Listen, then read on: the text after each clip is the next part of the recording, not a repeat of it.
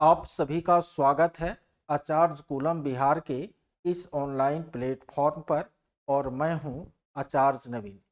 देखिए, BPSC TRE 3.0 को लेकर आपको दो न्यूज आज सामने आ रहे हैं, जिसमें पहला न्यूज ये है कि टीआरई 3.0 की जो काउंसलिंग होने वाली थी आगामी 9 से 13 जनवरी के बीच, तो उस तिथि में थोड़ा बहुत बदलाव हो सकता है। ठीक है, वो इसलिए हो सकता है क्योंकि बीपीएससी अभी तक जो वह सीसीई कराती है, कंबाइंड कॉम्पिटिटिव एग्जाम, उसके री एग्जाम में लगी हुई थी।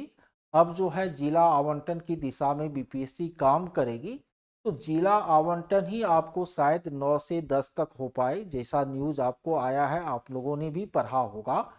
और उनके बाद फिर आपको काउंसलिंग की तिथि में थोड़ा बहुत बदलाव हो सकता है। ये एक न्यूज है। और दूसरा जो न्यूज है वो आपको पीजीटी में जिनका रिजल्ट आया है उनके लिए है कि पीजीटी का जो है आपको संशोधित रिजल्ट जो है वो आपको क्या किया जाएगा, जारी किया जाएगा। ठीक है, अभी आपको न्यूज 18 संवाददाता ने इसको अपनी सोशल मीडिया हैंडल पर पोस्ट किया है कि पीजीटी में आपको गेस्ट टीचर का जो मामला था उसको जो 25 अंक वेटेज देने की बात थी, तो उनको 25 अंक वेटेज दे करके, ठीक है, उनका पुनः संशोधित रिजल्ट आपको दिया जाएगा।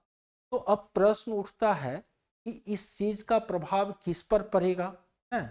जब रिजल्ट संशोधित होगा तो आपके मन में ये आ सकते हैं कि फिर से रिजल्ट यदि आपको संशोधित होगा तो कुछ लोगों को मेरिट लिस्ट से बाहर जाना पड़ेगा, कुछ अंदर आएंगे।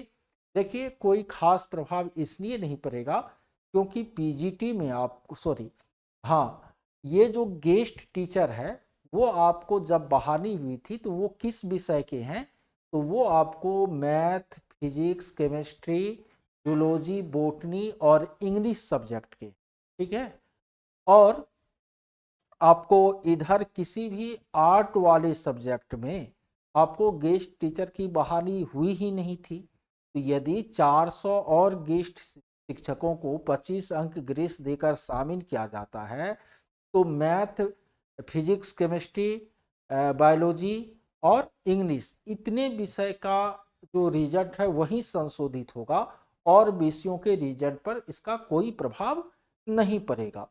ठीक है, उसमें भी आपको मैथ, फिजिक्स, केमिस्ट्री में तो आपको बॉटनी, इन सब में तो कोई खास इफेक्ट पड़ने वाला नहीं है, क्योंकि वहाँ पर आपको जितनी सीटें हैं उन सीटों से बहुत कम रिजल्ट जारी हुए हैं, तो उसमें आराम से वो 400 लोग समा जाएंगे। मतलब किसी का ऐसा नहीं होगा कि उनका रिजल्ट आया था अब नहीं आएगा।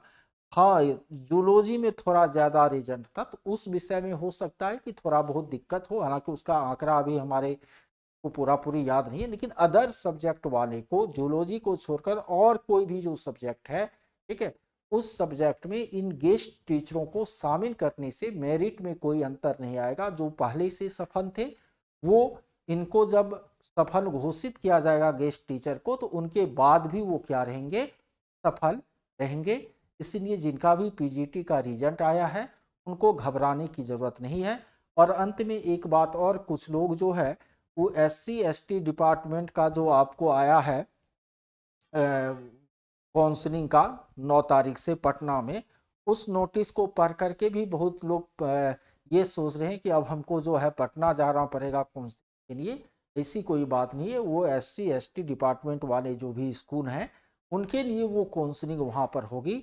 शिक्षा विभाग में जो विद्यालय है उनके लिए आपका रिजल्ट आया है तो उन सभी की काउंसलिंग जो जिला आपको आवंटित किया जाएगा उसी में होगी। तो चलिए, इस वीडियो में इतनी ही जानकारी देनी थी आप लोगों को। यदि वीडियो अच्छा लगा हो तो अपने दोस्तों के बीच अलग अलग ग्रुपों में शेयर कर देंगे, क्योंकि शिक्षा, शिक्षक और शिक्षण से संबंधित ऑथेंटिक वीडियो हमारे इस चैनल पर आपको लगातार अपलोड किया जाता है।